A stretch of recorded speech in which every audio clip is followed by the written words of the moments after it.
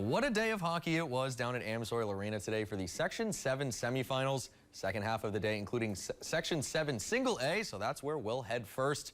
It was the fourth-seeded Proctor Rails taking on the #1 seed Hermantown Hawks.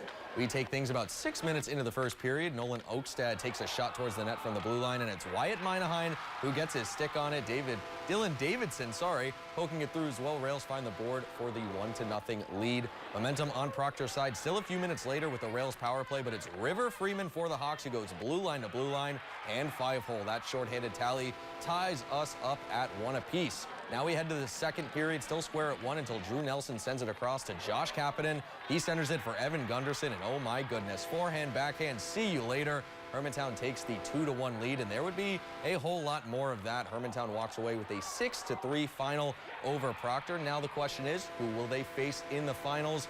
Because on the other side of the bracket, it was the Hibbing-Chisholm Blue Jackets taking on the CEC Lumberjacks. No love lost between these two squads. For example, look at this monster hit laid by Aiden Jerkovich on Hibbing. We start the action 4 minutes into the first period. Ethan Sundeval scooping up the puck at the blue line, going down the far wall and firing it below the goal line, tickling the twine. Blue Jackets grab the first goal and the lead 1-0, and they weren't done attacking yet in the first. Kellen Elsner's one-timer is stopped by CEC's goalie Jameis Halverson, who's forced to make a couple of saves down low and in close. And CEC didn't get their first shot on goal until 3 minutes left in the period. That puck eventually finding its way to Ethan Kilichowski, but his one-timer is stopped by the goalie Rex Wally. And at last check, the Blue Jackets from Hibbing-Chisholm are holding on to that 1-goal lead as both teams enter the third period.